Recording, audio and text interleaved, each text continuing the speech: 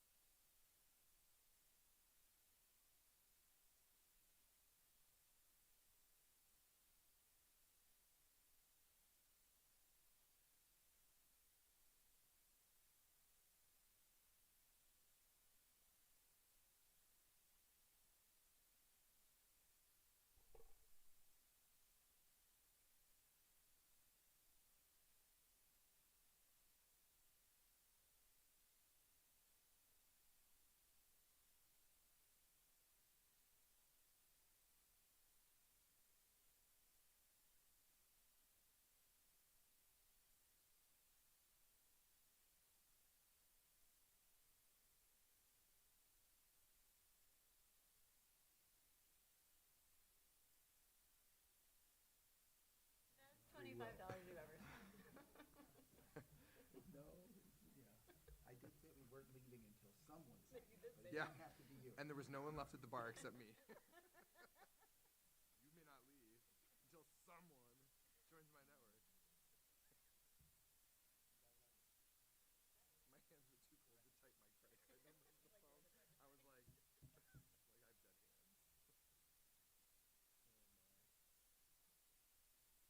How's everyone doing?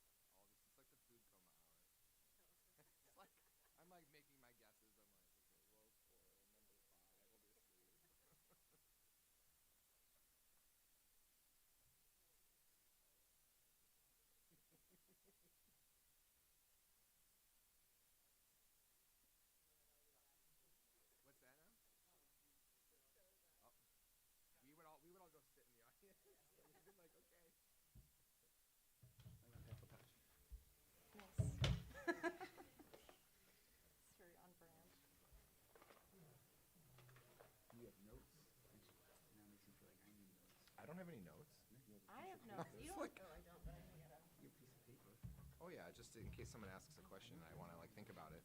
If you get something factually inaccurate, I'm likely not going to be able to fact check you on the fly. So we're just going to let it ride.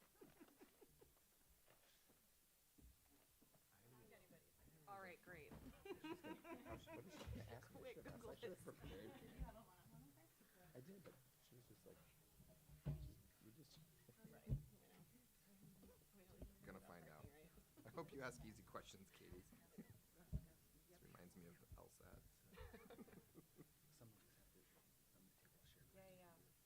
We can share. You go ahead and pass that down. You and I can share. Yeah. Me and you? Okay. Yeah. I'll share I can share with Tony. John, you're like stepping in on It's my. intimidating. Well, I'm not sharing mine. How about that? It's very intimidating right in front of my face. I think this is much better. I'm very happy. Everyone just moves to the If we side. could have the panelists pipe down, we can get started in a moment. It's 1:45 and everyone is here. So we have like an ongoing experiment right now with like how do you share parking spaces, like how do you share microphones. Leah gave said them up. she's Notice not I giving gave them hers up. up. My name is Katie Gould. I'm a transportation researcher for Sightline, and I write a lot about parking lots and off-street parking minimums. Like a lot of the people at this table, parking was something that kind of like found me on accident while I was trying to do other things. And then like you can't really like get away from it because it's involved in everything. My background is in active transportation advocacy. I co-chaired a grassroots bike advocacy group, Bike Loud PDX, here for a number of years, and I was on the bicycle advisory committee for the city of Portland. And I have lived in Portland for 10 years now, and I have a car, and I park on the street for free. They've never asked to take my money. And I want to kind of start with a little story. When I first moved to Portland years ago, I was living a few blocks away from Division Street. And Division Street's a little bit infamous. There were a number of apartment buildings that went up in a short time period that did not have any parking. And there was a big backlash against it in the neighborhood, and they like reversed the policy, and then they reversed the policy again, kind of like close back to the original one was. And that was kind of like the first time that I really remember something about city planning that I read in the newspaper. And like for me, I was like, well, yeah, okay, it makes sense. There'll be less cars in the future, so you should build less parking now. That makes sense. But like that whole scuffle, I still talk to people today from around the country that when I'm like, oh, what's going on in parking in your city? And they're like, well, nothing like Division Street. And like stories like that are like really powerful, and they dissuade politicians from wanting to engage in parking reform at all. And for people like us, the strategies of how to use less land devoted to cars and how to manage parking more effectively are like pretty straightforward, but the politics is where it gets like really jumbled up and messy and is a really hard fight. So that's what we are going to be talking about today, and we have like a really star-studded panel today of people who have like had these fights and come out successfully on the other end, and we all have a lot of stories still. So I'm going to just introduce our panelists. Next to me is Martha Roskowski. Martha brings together people to develop and implement strategies for sustainable and equitable mobility. At her consultancy for their strategies, she's worked on parking reform, congestion pricing, greenhouse gas budgets, zero-emission freight, and increasing funding for advocacy work. She has a very long resume of active transportation work that we're not going to get into, but she's been referred to as the godmother of complete streets. And relevant to our conversation today, she recently interviewed, this is your bio, you wrote it. I know. She interviewed 40 parking experts and wrote up what she learned from them in this report that you can read online, Ideas to Accelerate Parking Reform in the United States. So we're happy to have you on the panel. Next is Tony Jordan. He's the president of the Parking Reform Network. You might have bumped into him at happy hour last night and you're like still confused why you're here today. The Parking Reform Network is a nonprofit organization with a mission to educate the public about the impact of parking policy on climate change, housing affordability, equity, and traffic safety. His advocacy work as a founder of Portlanders for Parking Reform has helped modernize the city's curb management policies and repeal residential parking mandates here in Portland. Then we have John Botters. He's most well known as the mayor of Emeryville, California. He also serves as the chair of the Alameda County Transportation Commission and the vice chair of the Bay Area Air Quality Management District. He is an incredibly outspoken advocate on sustainable land use policy, focused on dense urban design that incorporates active transportation and environmental policy to create people-oriented cities like Emeryville. And under his leadership, Emeryville has repealed parking minimums and installed its first paid parking meters. And then last on the end is Leah Boho.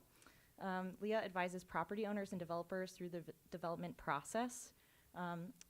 Before she entered the private sector in land use consulting, she worked for 2 Austin City Council members, most recently as a policy director for land use and transportation, where she worked on parking policies, including creating the street patio program, removing parking minimums from the central business district of Austin, and working on Austin's first parking benefits district, which she wrote a chapter about in Donald Shoup's new book, in 2018, Parking in the City.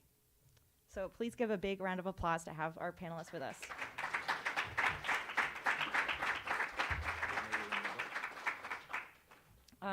So first I want to start out, I don't know if like parking is like a really tense topic. I feel like a little anxious just like knowing that we're going to talk about it for the next hour. And like the narrative around parking reform and changes to parking are often framed in like this loss aversion, like we're going to lose 10 parking spaces or we're going to lose free parking. And I kind of wanted to ground ourselves for a minute in hearing like what are the benefits of parking reform? What are the good things that we're hoping that we're going to build? Anyone could jump in first. I'll jump in. So this is actually something Katie and I talked about the other day, and I think it's a really great way to reframe the conversation, which is what we gain when we get rid of free and abundant parking is we gain more equitable cities, we gain things being closer together, we gain opportunities to put active uses in places, we gain safer streets, and we gain the ability to get around in methods other than cars more safely and more comfortably. So I think we really should think more about celebrating the things that we gain instead of, and maybe countering that reaction people have when you talk about taking away parking or charging for it by talking about those benefits, because I think there are many. Yeah, I think one of the most effective conversations today is around housing. That we can build more bedrooms, or we can build, we can devote storage space for cars. So I keep trying to bring it back to that conversation, rather than density, which people are scared of, at least in my community, but housing seems like a sweet spot to talk about. I agree with all of the lost opportunities that you get when you build parking, and so the things that you get when you don't build it. I also think that parking reform as active advocacy area is you gain bringing together people from different aspects of climate, as our mission said, climate, housing, transportation. It's a great coalition builder that builds activist communities. I agree.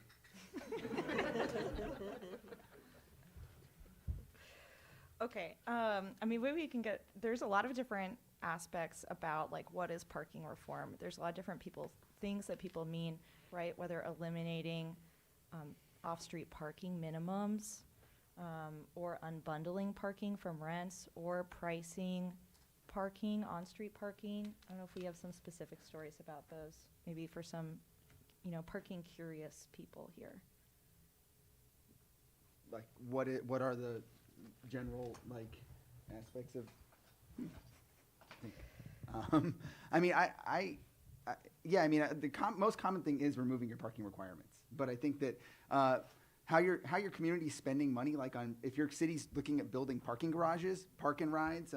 Earlier, the panel on that Martha was on freeway building, like parking structures and parking is part of the induced demand that is destroying our climate and just making our cities bad. And so I think that it's more than just like you're requiring something in a house that someone may or may not want to pay for, or that the damage that's already been done to our cities. I think going forward, it's a critical issue for people to understand how I've said last night to a bunch of people, like, it's not a thing that's going to solve all your problems, parking reform, like specifically, but it's an anchor on almost any solution for the problems that we face city-wise or climate-wise. Yeah, and I'd say if you're thinking about it kind of structurally, kind of roughly two big camps of it. One is the zoning codes, the development. How much parking are we requiring new housing to build? Are we requiring existing buildings to have? And then sort of off-street parking, I think of it. And then there's on-street parking, how we manage it. Do we price it? Do we, do permits? Can we remove it to use the street, that existing curb space, curb to curb, for better uses like transit, like bike lanes? And they often live in really different parts of the city, different departments. So coming up with sort of a overall comprehensive, sane parking strategy is sometimes really, there's a lot of barriers. Cities are often really balkanized and don't want to think about it comprehensively. Yeah, I would pick up where Martha was. I would say that it's a suite of policies, right? And it's both the on-street and the off-street, and it's creating a comprehensive plan with a philosophy that is, in our case, is like people-oriented community spaces, right? And so then it's all the things that have been mentioned, from minimums to maximums to curb management, cost, to the externalized cost to the public and not having, meters in place or paid use of the space, to how do we incentivize unbundling parking so that we can minimize the amount of cost in the private development of spaces for housing and alternatives. So I think you have to kind of have a philosophy, and for us, it's like people first, right, is the goal. So to your comment about what are we building for, housing or for cars, right, I think that's exactly right. Yes. All of that. We can have this one. Going to any public meeting, you're almost like guaranteed that parking is going to come up, and going to like a parking specific meeting is like really scary.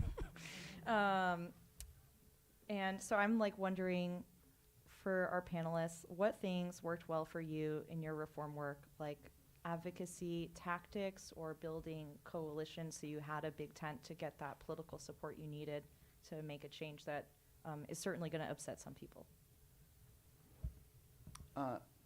So I thought, I mean, I did a lot in Portland when I first started going to the planning commission meetings. Actually was what Katie mentioned about Division Street, was when I kind of got involved here.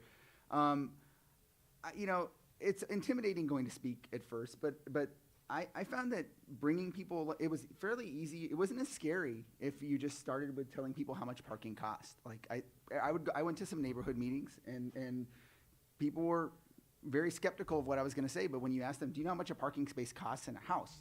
Now it's becoming more commonly to understand that it's tens of thousands of dollars, and that adds hundreds of dollars a month to the rent.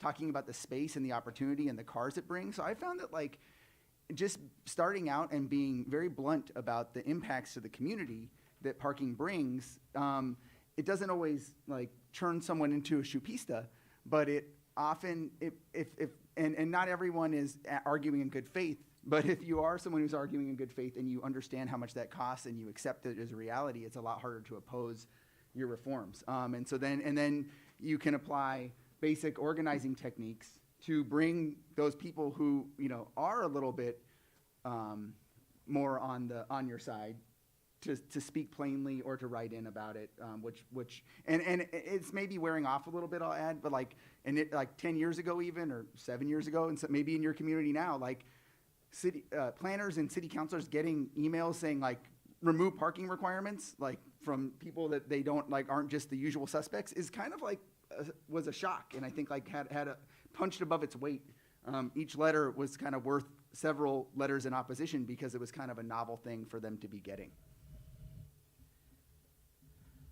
I would add to that when I worked on the parking benefit district in Austin,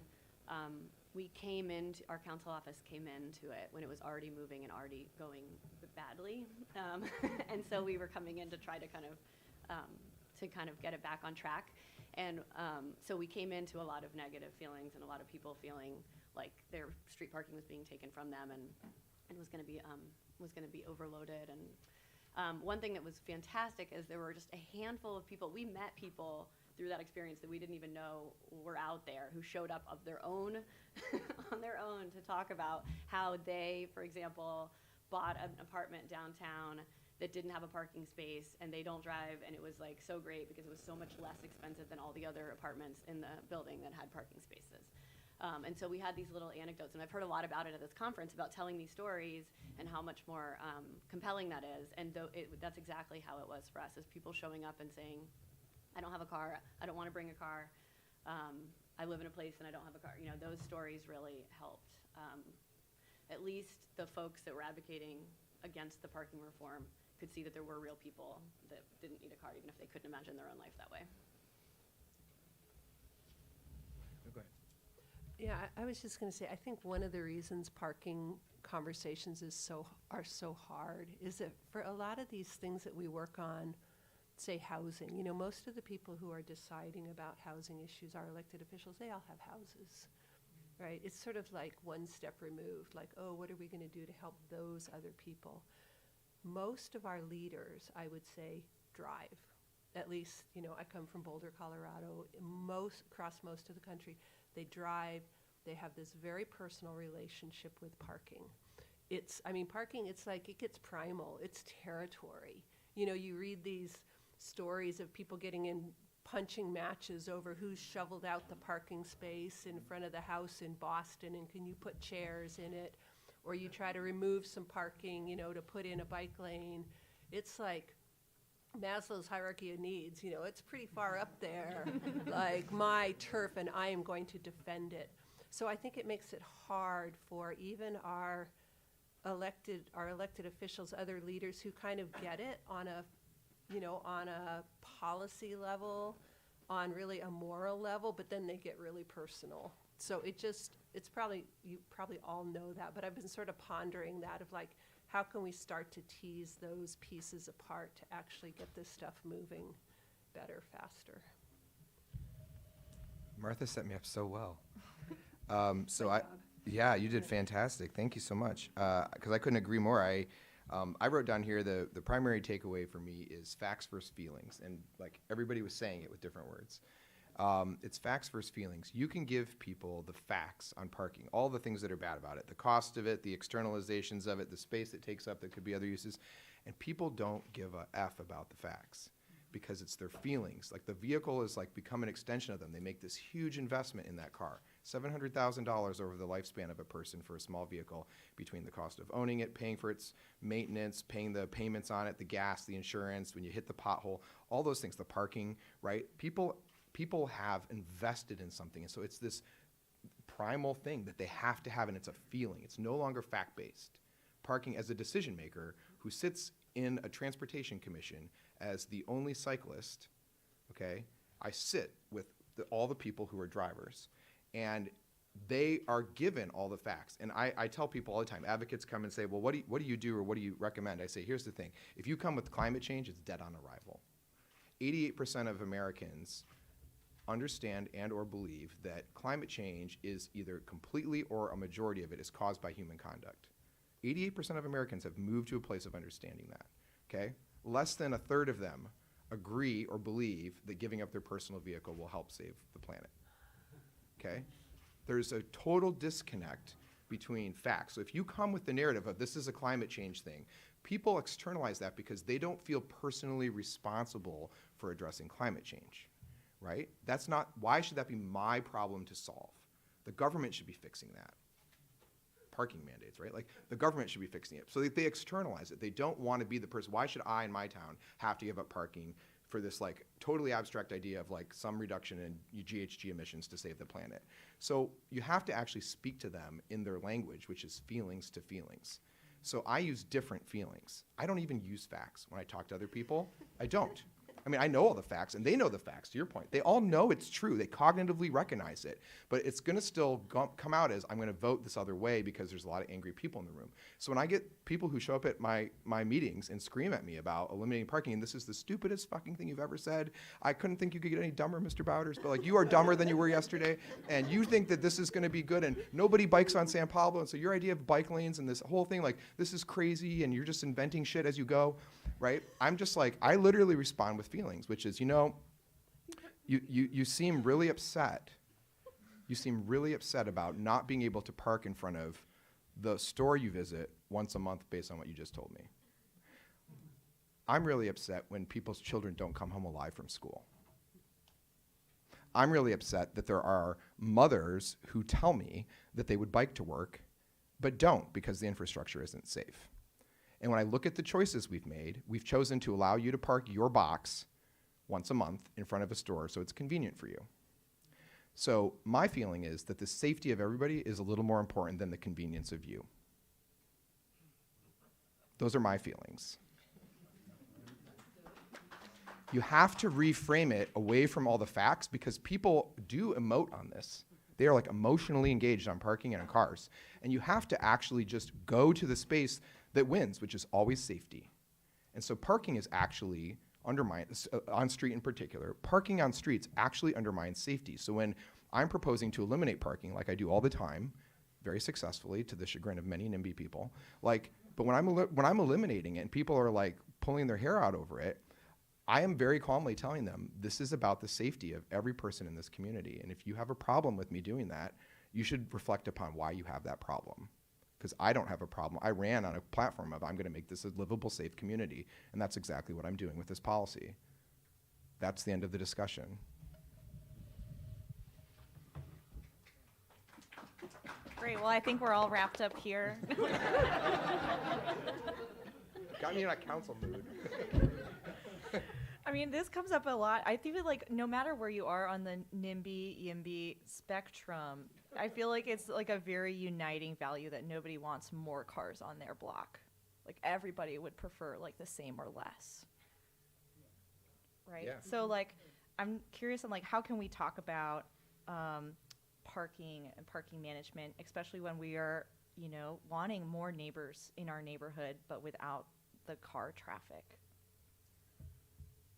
Leah, maybe this is something the benefits district might have gone into. Yes, we did talk about that in the parking benefit district conversation. I think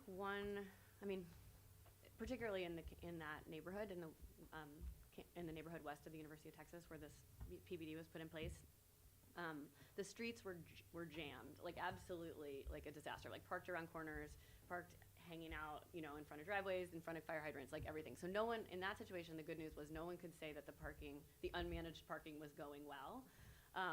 It was a safety disaster. And so we kind of had that to agree on. I think where it took convincing was that the management was gonna work, like that there was actually could be fixed and cleaned up and be orderly and safe.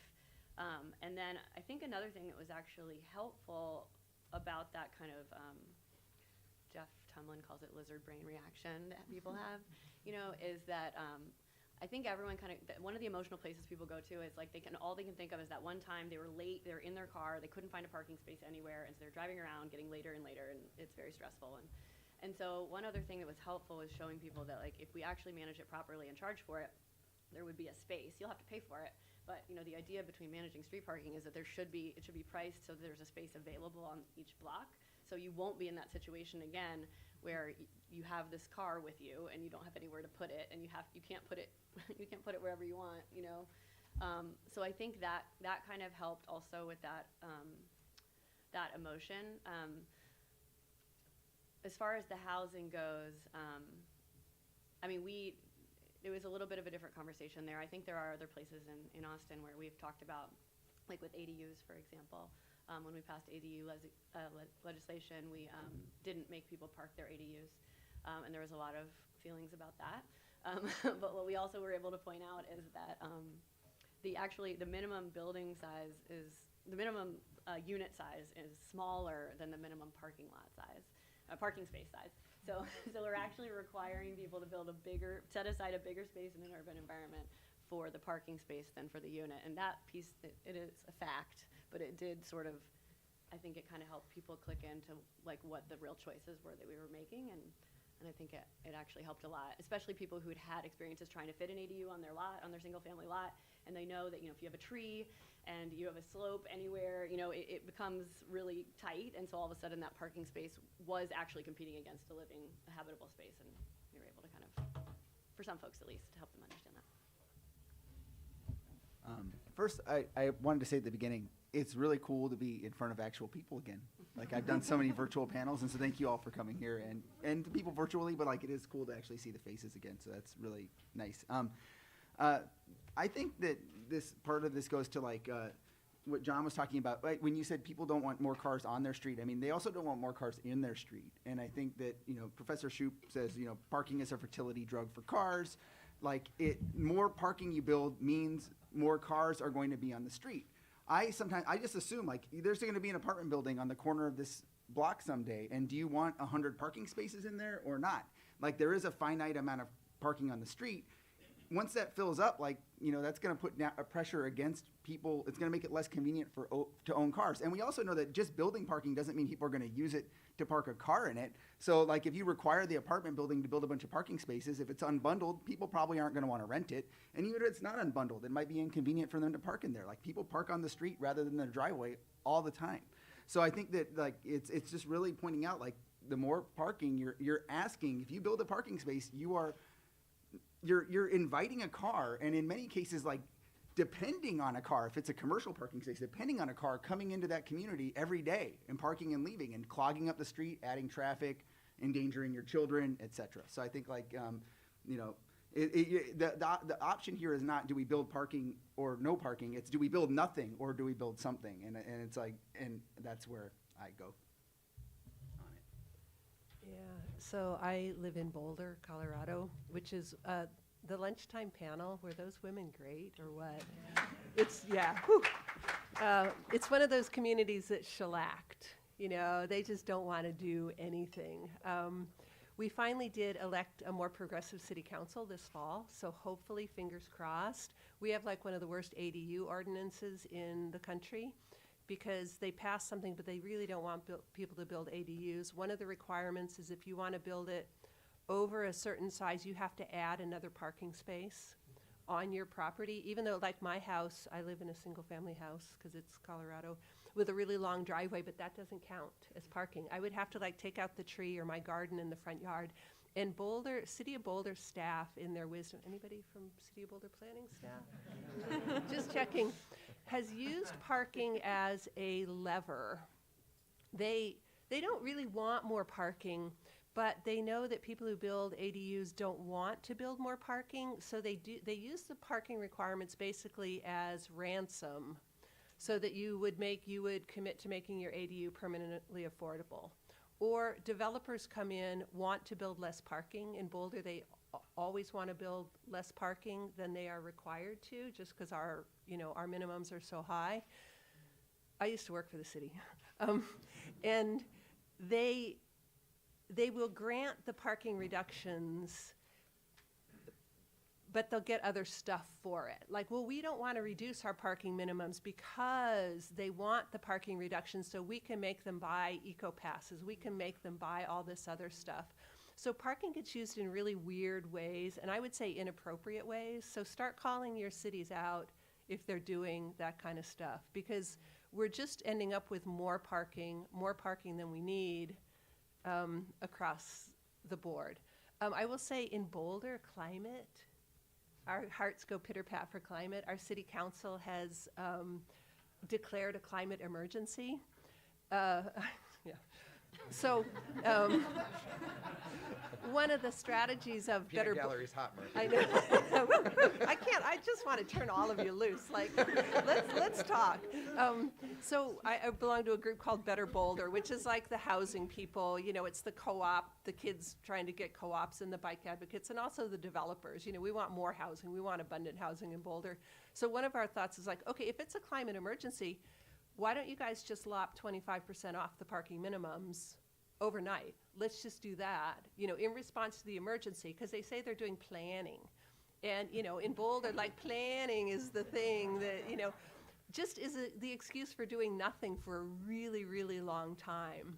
So I don't know how that will go over. Maybe our more progressive council majority will take that on and actually just reduce the minimums. We would like to get rid of them altogether, put in maximums, have it not just for new development, but also for existing development. I mean, Christ, Walmart, okay? I talked to Walmart.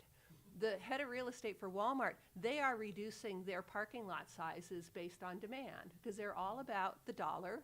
And every bit of extra real estate they have out there that they have to paint, they have to sweep, they have to light, costs them money.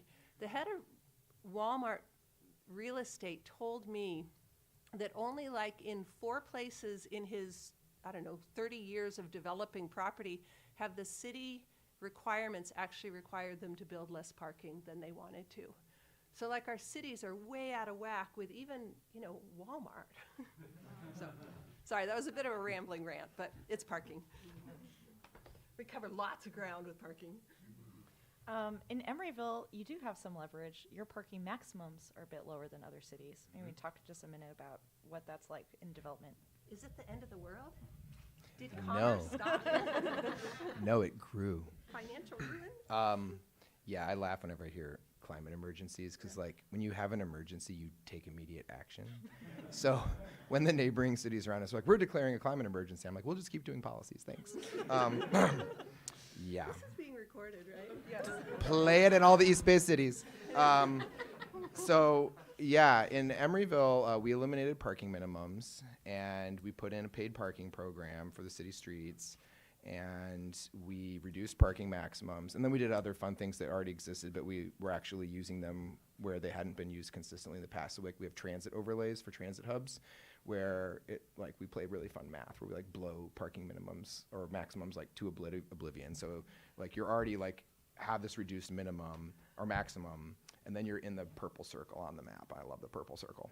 And when you're in the purple circle, it's like you can only get half of whatever you had to begin with. And so we get folks who are like, well, this is like a really small amount of parking. We're like, yeah. And so what we do is we wield the tool for good, right? A lot of people, like you were saying, play funny games with parking and they try to extract other things. For us, we use it to actually deal with other parking. So we'll get like a developer who will come. We have one coming right now who's like, hey, I have this giant lab research building I want to build, all kinds of new jobs and new revenue for the city, but I'm in the purple circle. And I'm like, yeah, you're across the street from a train station. And he's like, well, I can only build this many stories to my parking garage because of that, and I can't get financing for my building. And I need to get I'm like, well, what's the threshold you need to reach? And it's like, they need an extra story to their parking structure. I'm like, okay, get rid of all the parking on all the city streets in the 9-block area of your PUD, turn it all into separated bike lanes, and we have a deal. And they're gonna do it. Because they want their building. And I'm like, I want all the cars off the street then. So you have your parking structure, and that's where they should go. Because what happens is people build parking garages, and to the point you made earlier, the people still park on the street. So like you take aerial videos of our city, and like the tops of all these parking structures are all empty. And so when people are like, oh, the city's got no parking, I'm like hell it does. Look at Google Maps. Like seriously, like it's completely not being utilized. And so if we're going to actually give you the parking you say you need, well, then I would like to have the public right-of-way back so other people can use it properly, because that's what it's for. So, yeah. In Boulder, we called it the oil stain test. Like, go up on the very top floor of your parking garages and see how much those spaces, how many cars actually sat there. Yeah. You don't even need an official count. It's like... I do, on the parking maximums topic, it is interesting because when Parking Reform Network took this map that you might have known from Strong Towns, we researched like all the records that were actually on there and made it a lot better. You can check it out on our website. But it had a thing for parking maximums, and when we were researching, I realized a lot of cities have parking maximums and they're completely irrelevant and ineffective. Like we stopped even recording them because they weren't worth recording. But there is, I know there is a discussion about whether, whether minimums are often attacked because they're arbitrary limits. You don't know how much parking is supposed to be at a place, right? And maximums can, on the other side, I think, be attacked for the same logical fallacy. I think that I don't think that it's bad to try and restrict the parking. I think particularly you're talking this purple circle area. Like if it's part of a plan, like I think like cities, if you have a climate action plan or a transportation plan, the amount of parking you're allowing to be built in your city should be based on, because we know parking brings cars. If you have a plan to have less cars, then you should have a plan to have less parking, and it should be based. That's a logical thing you can tether it to that is real, not just, 3 spaces per house. Why not, Or it used to be our maximum, our minimum, so now it's our maximum. And I also think that to this point, like the pretextual zoning, this idea that you're going to hold things ransom, it should be flipped. Like, why do you make someone who doesn't build parking in your who doesn't build parking by a bus pass when we know that not building parking is like the best transportation demand management that exists? That's going to make people take the bus. So I think outside of these plan areas, or even in them, I would suggest like we should be pushing for impact fees. If you want to build parking, you don't have to build any, but if you want to build it, you have to pay some money so we can use it to pay for bus lanes or bike lanes or bus passes. And also there's a trend to like make parking be EV ready or be permeable surfaces, like to make green parking. And I was really critical here in Portland when our planning department wanted to make required parking be permeable surfaces. And it was like, well, there's no point. It's not a green thing. So like, if you're not requiring it, make it be as green as possible. Charge them as much as you can, like make it completely environmentally mitigated. But if you're requiring it, I'll say you have no business actually making it green. In these type of reform conversations, their opponents often use equity language, right? This change is not equitable. And it is really important to center and make policies more equitable than they were before, especially for people of low income and disabilities. So I'm curious on how you respond to concerns like that, and like, what does an equitable parking policy look like? Someone want to start? I'll start. So I think that the beginning of this conversation has to start with the fact that if we're not charging for parking separately, if we're not charging people at the street or to pay in a garage, then they're all having that cost wrapped into everything else that they buy, whether it's housing or groceries. People are paying for parking.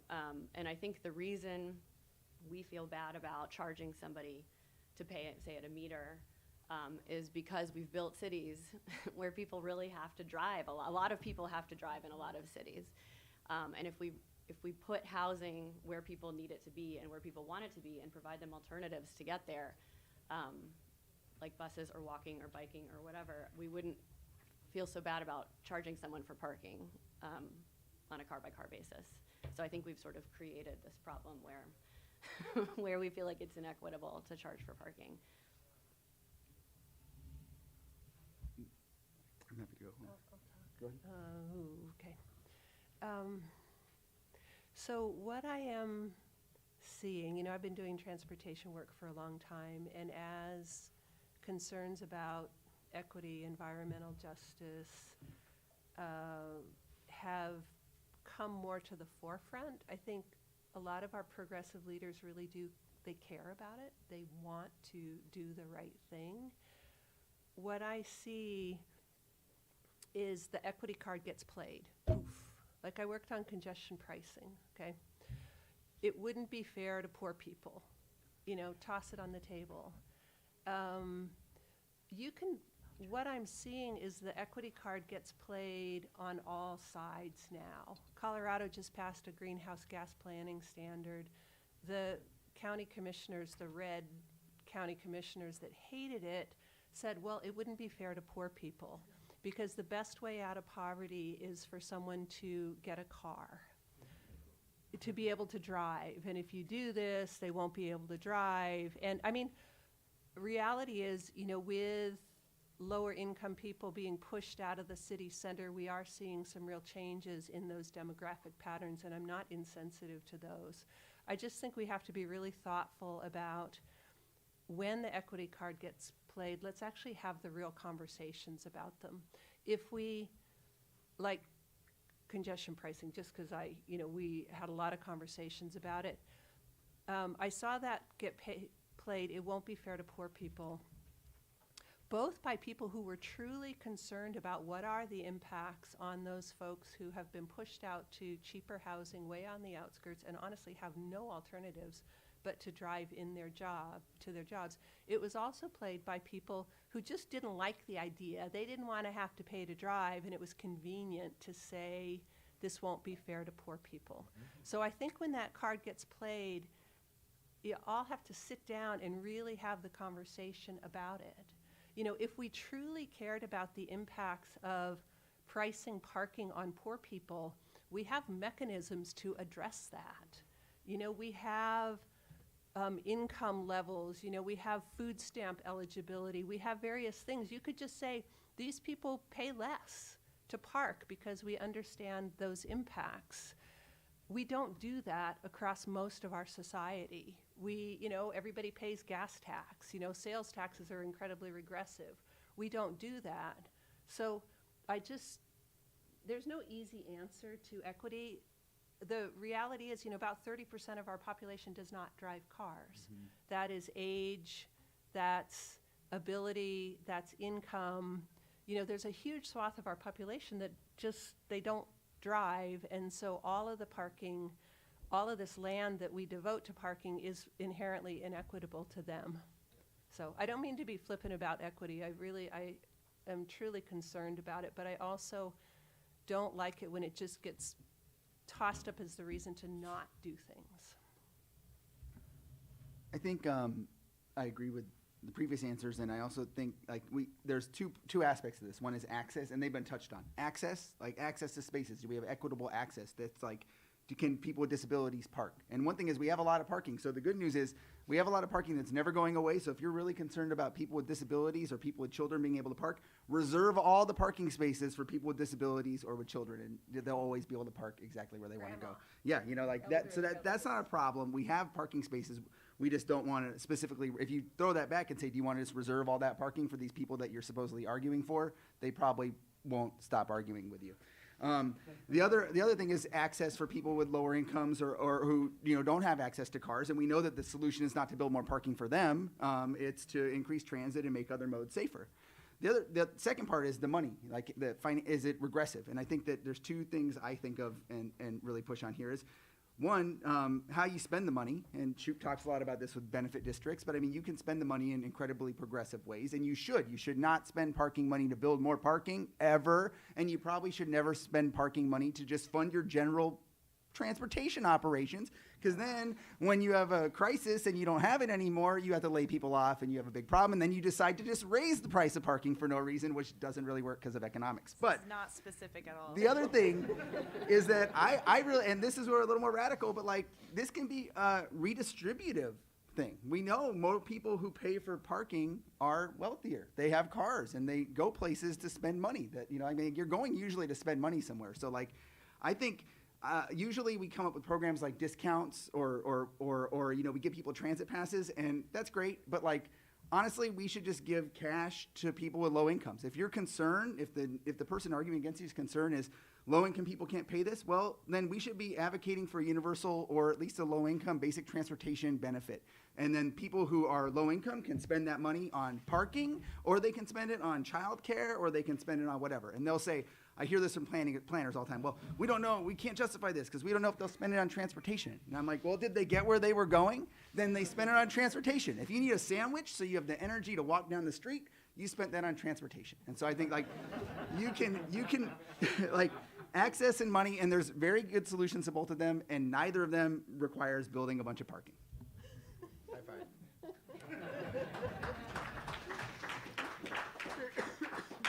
Yeah, so I was over here, I was like, I think I got a bingo. I got a bingo. I was like, he said everything I was gonna say. But I'm gonna reframe it from the policymaker position. So you have to go back away from parking and the equity of parking to the equity of community. Okay, because it's just one part. Like, if we make it all about parking, like, we get car brain, right? Like, so you have to make it bigger. So as one city, like, what are all the progressives? I was sitting here like, well, they're just gonna read my notes. But like, so in our city, right, equity is like this much bigger conversation. So we have the highest minimum wage in the country, okay? We provide predictable leave, paid leave, fair work week for every person who has an hourly wage job in our city. We have a recall rights to your job if you're laid off. Okay, we have tenant protections and just cause eviction ordinances. We have policies that prioritize housing at transit stops and along transit corridors.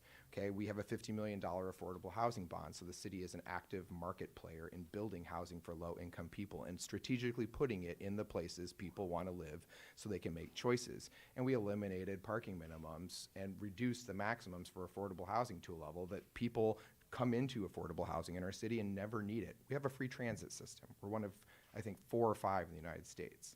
We have a fully free, paid for by every property owner in our city, pays into a PBID, property-based improvement district, and we have the Emeryville is a shuttle that runs 3 routes through our city and connects you to regional transit, including BART and regional rail. Okay, we have low-income childcare, one of 3 cities in California that runs its own childcare program. It's available to any employee or resident in the city who wants to work there. So by doing all of those things, right, that's the holistic package. You can create a progressive, livable community, right? The conversation isn't then wrapped up in the need to have my car. We have the second highest percentage of residents who don't commute or use a vehicle in California. Okay, 28% of our population doesn't need a car because we have given them all the other options available to them. But you have to come back to something that we haven't said explicitly, but it's really clear and it has to be said. Parking and equity are at its core. There's lots of levels of equity. I'm not trying to take away from anything else here, but I will be really clear, is racial at its core. We can talk about gender, we can talk about ability, we can talk about sexual orientation, but we as a country continue to not address racial equity. And racial equity, if it was adequately addressed, would carry with it all the other components and marginalized and vulnerable groups that need to be lifted up. It would take all of them with them. So we have to focus on racial equity, and you have to have, at a political level, whether that, at my transportation commission, I just was elected the chair, and this past week we had a retreat. And I was like, we have 3 action items this year, and the number 1 item is a racial equity action plan. So that every procurement, every contract, every hiring practice, the investments we make in transportation infrastructure is all done with a racial equity lens. We're going to do engagement with the community differently, right? Because if you actually embody those practices, then you actually get these types of results when it comes time to addressing the big like focused questions of like, how do you make parking more equitably accessible or price it the right way? You have already built those things into it so that there are options for people to go to when they need to make other choices. So it's got to be more comprehensive than like looking at this through a single lens of parking. Thank you so much. Does anyone have any closing? say one Oh, more yeah, thing about that? absolutely. Okay. So I used to work for People for Bikes, and we took lots of study tours to the Netherlands and Copenhagen, to show elected officials and other city leaders really what a great bike infrastructure looked like and get them inspired and send them back home. And they would always ask, we made sure we took diverse coalitions of city leaders. They would always ask about equity, like how do you deal with equity? I mean, I'm using that as sort of a catchphrase. And they would be really unsatisfied by the answers that we got in Europe because and they're absolutely not perfect in Europe. Like there's a lot of racism, there's a lot of, not great stuff going on. But what I realize is that because they deal with income, with education, with housing on a more systemic level, at a higher level, the people figuring out bike lanes or congestion pricing or, these sort of things at the bottom end of the planning process, the outputs, weren't trying to fix a broken system at this very micro scale across every single little detail. So the staff were like, oh, we don't really deal with that. And so our delegations would be really offended, like that was a totally unsatisfying answer. And I finally realized they weren't just jerks. They're just dealing with it at a much, much higher level. And we're trying to Band-Aid this and contort all of these little things into fixing it because we're not all Emeryville. I mean, could you run for president and just deal with it? Okay, sorry, that was an aside for parking, but I wanted to validate what you were saying and build on it. I think we're about time to start taking some questions. Maybe one of these folks can solve your parking issue. Just kidding. Parking issues are never solved. Yeah. People will complain forever. You want to come up to the mic? I'm going to set this one aside, and you can kind of come this way so we can get it for the live stream. Make sure that you're speaking really close to the mic. And could people kind of like start a line? Would be great.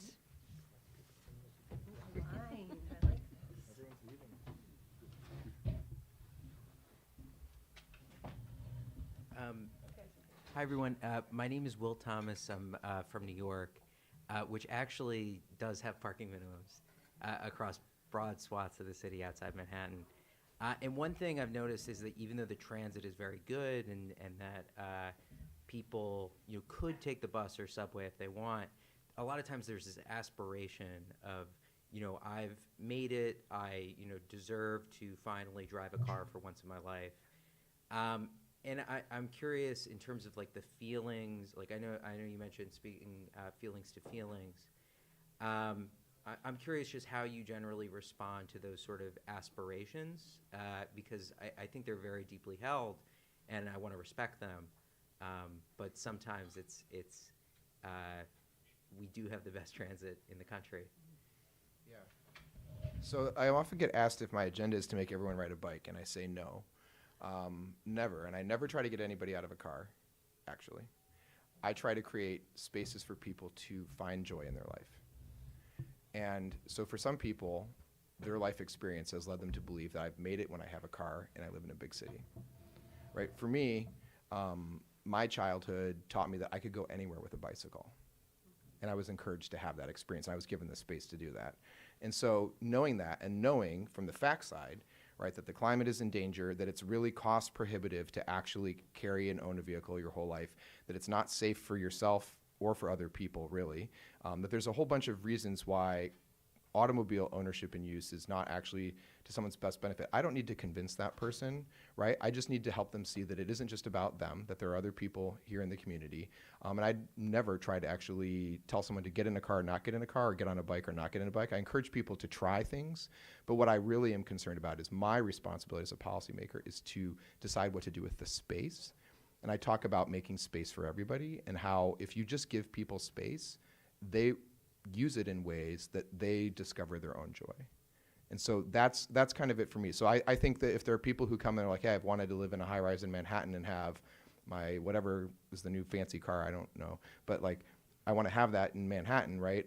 And they just feel really connected to it, then that's their choice, right? And we can respect that person's choice, but the idea that I made this choice for myself and that everything about the community should revolve around me, that American like individualism, right? It has to be very delicately extracted from the conversation about the public obligation to provide a world-class transit system or to provide spaces for other uses other than cars. And so you've made that choice, and with it comes costs, responsibilities. Thank you. This question is for anyone who's willing to take it. I'm Chris Rawl. I'm with Transportation for America. There's another type of car that's been coming into the fleet. It's electric cars. The major purpose is to help to address the climate crisis. We like to say that electrification of the transportation system is essential but insufficient to address climate. I'd rather maybe flip it around and say all the incentives to reduce driving are essential but insufficient to address the climate crisis. I think we really have to do both. But electric cars have a lot of implications for parking. One of the big advantages of an electric car is every morning, if you have a dedicated space where you can plug it in overnight, then every morning you have a car with a full fuel tank, and you can just never really have to go to a fueling station of any sort. And that sort of creates some interesting situations. If you don't have that kind of parking, you'll see like people putting extension cords across the sidewalk to park their, and then that space in front of their house becomes really important. There's some incentives around then, how much parking are people going to want to see in high density urban development. So just curious what thoughts you have around how to address those issues, both with regard to the kind of potential coalitions we create with environmentalists who were largely trying to achieve the same goals, but there might be some lack of understanding about these issues, and just the kinds of things that the general public and the market wants to see in terms of development. Well, I don't know if Martha has specific expertise on this topic, but I think that this is all I'll just say this is why it's so important to push for shared EVs. Why it's important to push to recognize that replacing our entire fleet with EVs will require tremendous damage to the earth and is probably not fiscally possible. We have to continue pushing that and recognize that the car is a dead end as far as transportation. I mean, I'm a banned cars person, honestly, so that's kind of where I'm going to come from. But I mean, I do think that when we do have these policies to build EV, we need, especially if there's federal money, it needs to be publicly accessible parking.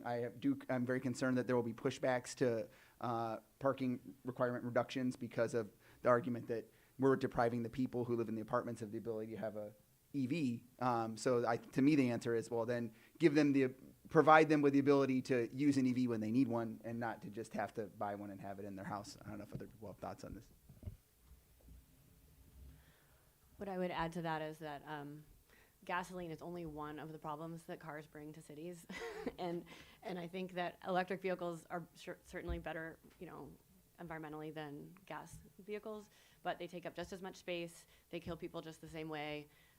They spread things apart and make it harder to bike and walk. I mean, there's still major problems with cars, especially in cities, that electric vehicles do absolutely nothing to address. And I think it gives people a really great feeling that they're doing something better, and really there's just more to the story than just making it electric.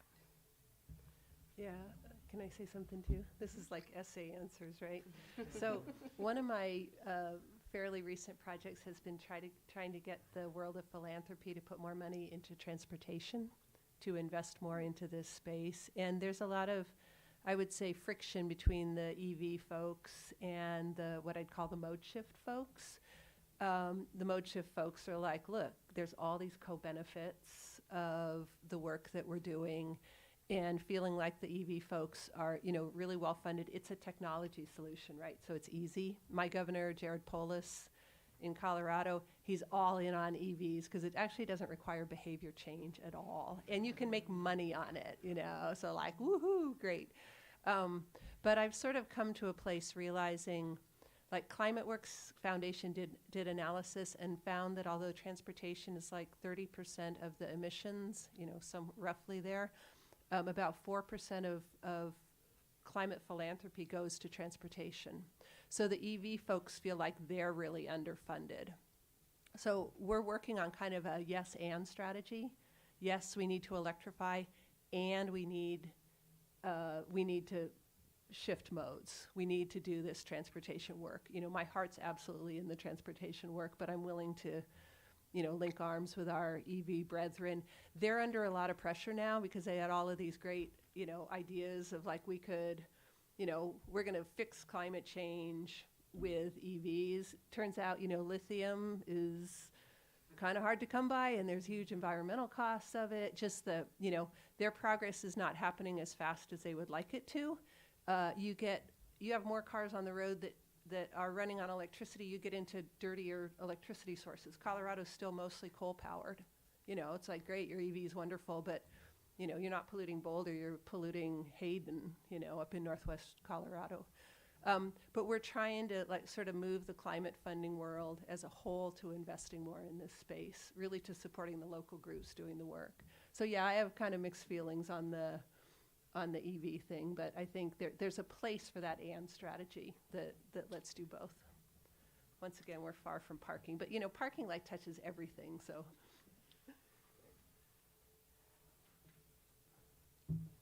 Hi, my question is about more single-family neighborhoods, where in my experience, other than very old, like streetcar suburb neighborhoods, there's not a shortage of street parking, and the reason people want parking minimums is because they don't want anybody else's car parked in front of their house.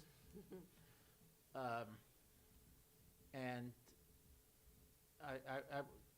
that although even there it's often presented as if it's a parking shortage, but how do you deal with these single-family neighborhoods where the issue is keeping the space in front of my house empty rather than there isn't enough parking?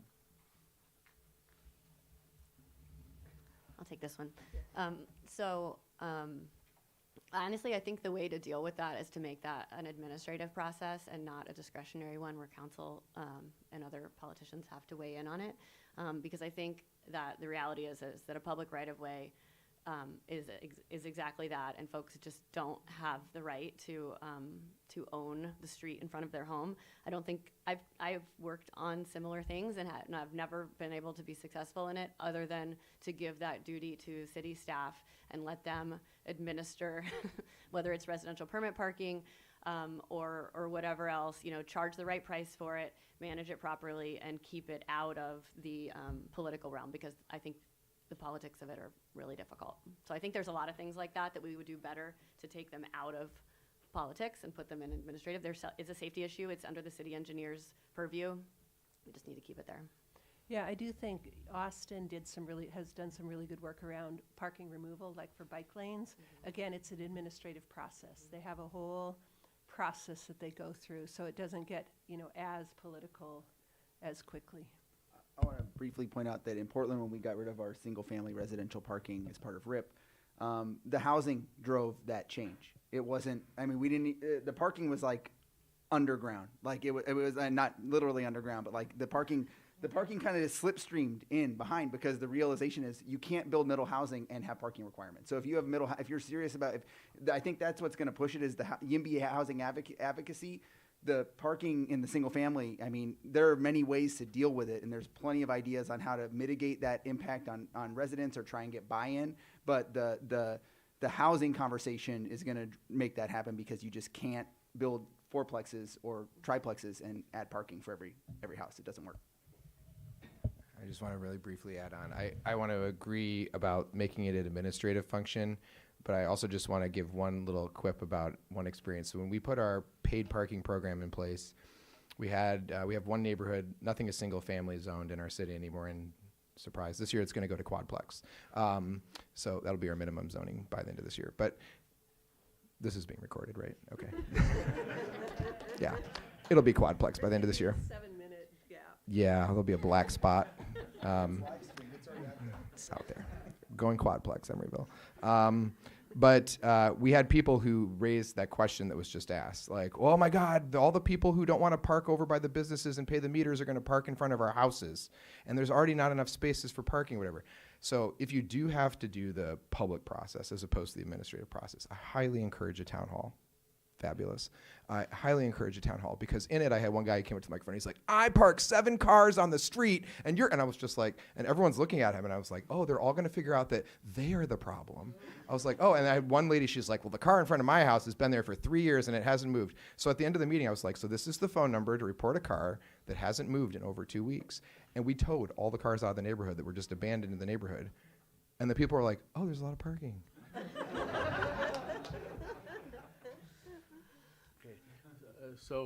Mayor John, you something you said, I think, I just sort of like to get some more detail on it. I'm Larry Gould, Congress for the New Urbanism Board. One of the things we do at CNU a lot is parking war stories. Mm-hmm. And they usually end the way your story almost ended, which is that the lender insists. There's no matter what the minimum is, the lender insists. And my understanding, if it's still correct, is that's because debt, real estate debt, is packaged into basically you promise the investor that you're going to follow these parking rules. I don't know that anybody that has ever come up with a good scalable solution to investors insisting on parking ratios. So I just wondered if anybody on the panel has anything that, granted, you were able to solve it because you were able to strip the curbside parking lot, but in a sense you didn't solve it because he still had to build the 3rd layer on his parking garage. So what, is there a scalable solution to what these lenders are insisting on? It's a fantastic question, Larry. It's an intractable problem, too. I've had conversations with developers who I've literally just sat down and I'm like, well, what are they asking for, these lenders? Like, what do they need? And it is kind of the dark hand in the back that's actually controlling the policy indirectly. I mean, they really are. They're sitting there saying, well, we don't think that this is, you're not going to be able to, lease the space that we're going to finance for your building if you don't have it parked to a certain amount. They literally would say it. And so then they have done their own internal algorithms and assessment as to how many people will work in this building, so how many of those spaces need to, and there's a tension between what they think and what we think, right? And we're like, okay, well, we have an Amtrak station that serves like 2/3 of the United States right across the street from your building. We have a free transit system. We have zero emission fleet vehicle. Like, we literally go through the list, and they're like, yeah, what we're finding is the developers go back and they push a little more and a little more with the same lender for different buildings. That's what's actually caused some lenders to be more flexible, because the amount of spaces that you can park for a lab research building in our city, I think, is like 1/2 of the total number you can have in any of the neighboring cities around us. And so they're like, we're already at half of all the neighboring cities. And they look and they go, well, why would we do this? And so they find these creative ways where they're like, well, we think we can get, instead of your ratio, if we could get the extra 40 spaces, we won't have a problem financing this. And so my thing is like, okay, if I can actually get a lender to realize you can get down below their threshold, but maybe a little bit above ours to some middle space, right? And they see that the building pencils out and people are going to lease this space.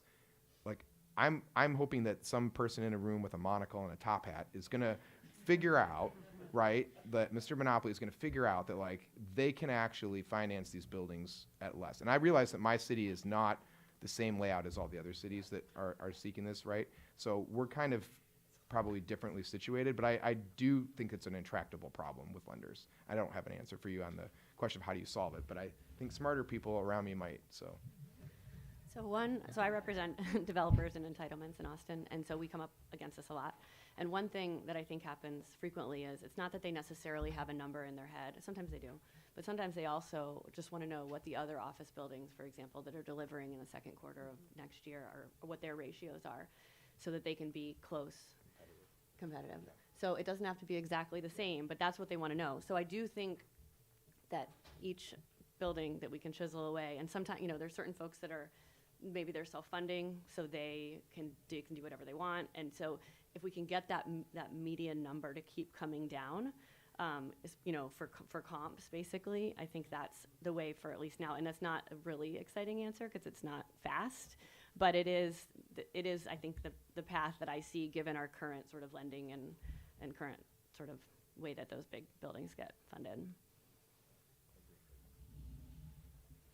Hi, I'm Taylor. I'm from Bike Portland, and I am just wondering, have you found a way of communicating with people about things like, as you're saying, John, people have the disconnect about knowing that there's a climate emergency and not willing to give up their car, or they drive around the neighborhood. I'm with my friend. She's really mad because we've been driving around for 10 minutes, can't find a place to park. But she's not going to do anything about that. Like, and there's only, as you're saying, the first question. Yes, on a citywide scale, you can't force somebody in or out of a car. But if you have the power to reallocate space, that's very helpful. But what about on a smaller scale? I mean, for somebody like a journalist or just a person kind of talking to somebody else, how do you navigate kind of explaining why they don't like aspects of their life that are related to parking and traffic and cars without first of all making them go down a spiral of being obsessed with parking, which is hard because that's kind of, that's the way I am, but like I know everyone doesn't have to do that. So anyway, yeah. The doctor is in. Okay. So it's really important to just recognize human psychology in this place, right? So people are defensive of things that are choices they've made, and so how you present something back to people will elicit an inherent, like, literal, natural, instinctual response from people. So if it's like, hey, you're mad because you're driving, like, people will get more mad because you're questioning choices they've made, whether you've done it directly or not. You question the choices they've made, and it's forcing them to be reflective in a way that makes them more mad at themselves, and so they externalize that. It's a defensive technique people have. My suggestion to people is always take somebody with you to do something a different way. Like, that's the single best thing you can do. Take somebody with you to do it differently one day.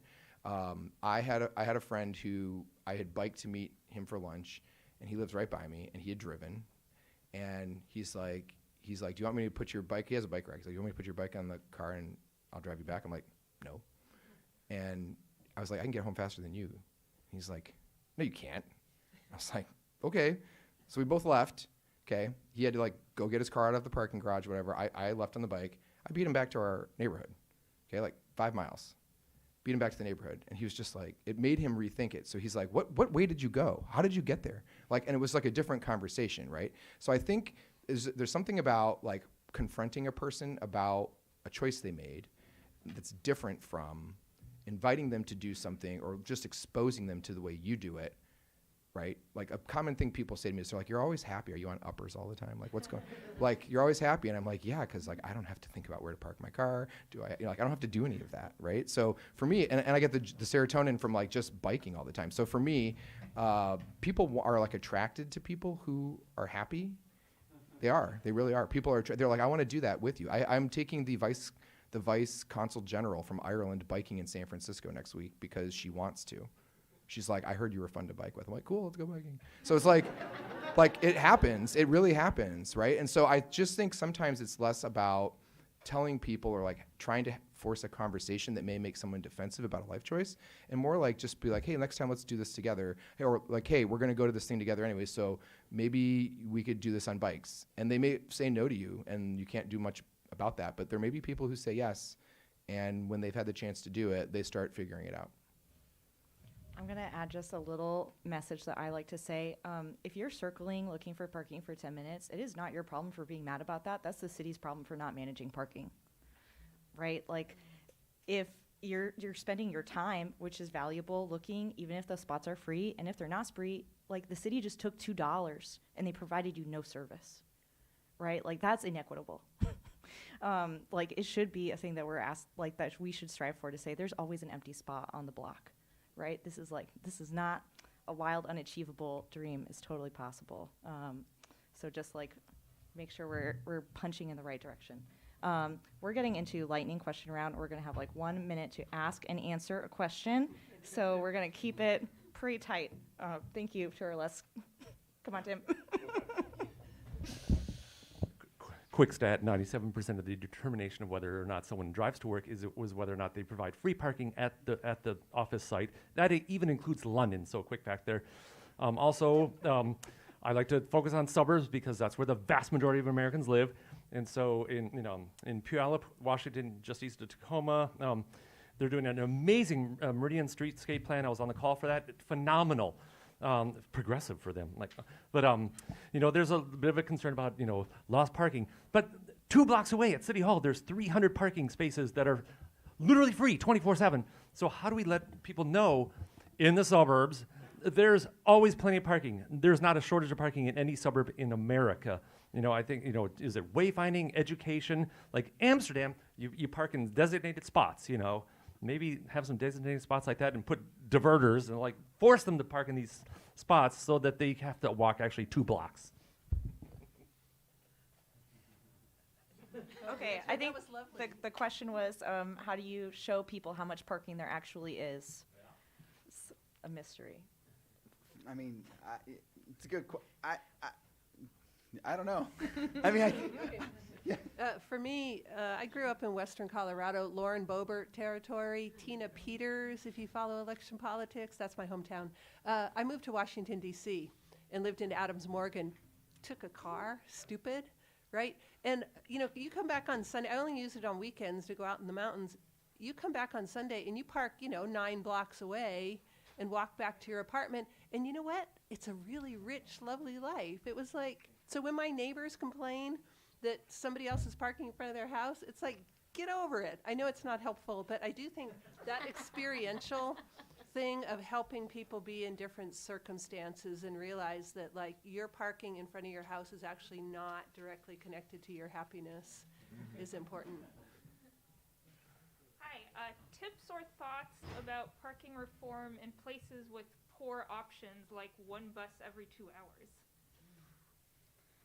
I will say a common thing you hear anytime you criticize car infrastructure is we can't do anything about it because the transit's bad or because our options are bad. And I think that first we must recognize the current system accommodates the number of cars and the number of trips we already have. So we're only needing a plan to accommodate additional trips if you're building new homes, and that's assuming someone's going to fund to build this homes without parking. So I think like, but I like to point out that to me, I think I've had some success pointing out that good transit and car infrastructure are mutually exclusive. So like, you know, if people insist that we must improve the transit before we do anything else, you're never going to get there, because if you're still spending all your money and your space on car infrastructure, then you're never going to have transit or multimodal infrastructure. So that's one. I know it's not completely, some places are always going to have some car dependency, but like you already have enough parking for what you have now. And how, you know, going forward, you need to just invest that money in other modes to accommodate the additional demand and not more cars. Yeah, I'd also say the more you could flip it to what else could you use the space for? What else could you do with it? I mean, we saw a lovely social experiment during the pandemic of, you know, businesses, restaurants, others moving out into the street and using parking for different uses. So that's my thought. There's a lot of things you can do with that kind of street space. And, you know, communities that don't, the vast majority of our more suburban communities have a ton of parking. Like, they are not anywhere close to being low on parking if you draw a little radius around that specific destination. Hi, thank you so much, great panel. So I feel like a lot of the reaction to, the negative reaction to parking reform is literally reactionary. You propose something and then people come out of the woodwork because they realize it and they're upset. And so my question is how to proactively communicate and defuse people, because often it's hard to defuse people until after they get upset. And I want to avoid them getting upset in the first place. I guess, shout out, in Cambridge, Mass, we're trying this. They're not upset yet. We're not sure how to prepare. And shout out to our city councilor for making them not upset yet. All right, one sentence answers. Don't act like it's a problem to start with. I've seen a lot of planners go in acting apologetic, and I think that planners should go in acting like it's the right thing to do and not act scared. I agree with that. Also, use the parking revenue for things people want. Yeah.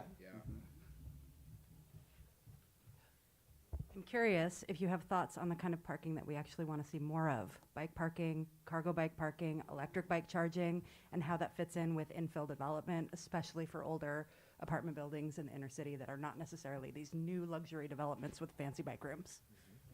I have a hot take, which is I don't know if I like minimum bike parking requirements in new apartments, but I do think there was an old idea of like using district parking back, like I think 20 years ago. European cities would like collect money and build district parking instead for cars, and I think that's a great model we should do for bikes. We should have public staffed bike parking and even logistical drop-off centers for you know.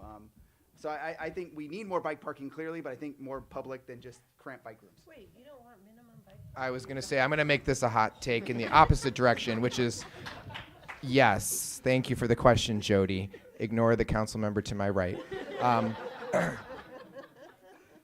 Minimum bike parking on new developments, so one space per unit plus a certain number of guest spaces per number of units, right? Absolutely has to happen in an indoor locked facility in the building. We require that, by the way, so if you want to see that. We also are revising our design guidelines around that parking to make it more accessible to modern bicycling practices, which include e-bikes, which are hard to lift into vertical racks, which include bikes that have cargo bikes that have carriers, making sure we have space for people who have mobility limitations, who prefer trikes, right? So there's bike diversity that has to be accommodated. So it's not as simple as just being like, here's all the spaces that need to be filled. I know I'm going over the 2-sentence answer, sorry.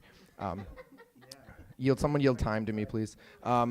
But I would also just add that in the public space, there is an obligation to put visible outdoor bike lockers, right? Because one of the biggest deterrents from people biking is they don't want to make an investment in something that will get stolen. And the truth is that one of the places where cars and bikes are different, even though your car can get broken into repeatedly, get in accidents, people feel differently about repairing because they made a larger investment. Whereas a bike gets stolen, people are like, I'm not going to bike again, right? And so you actually have to make bike storage publicly safe, And I think that that's a big investment that cities need to put in public places that people go, not just racks, but also lockers. Thank Minimums. you. We'll take this to Twitter. Please You'll lose. give all these panelists your warm applause. Thank you so much for your time.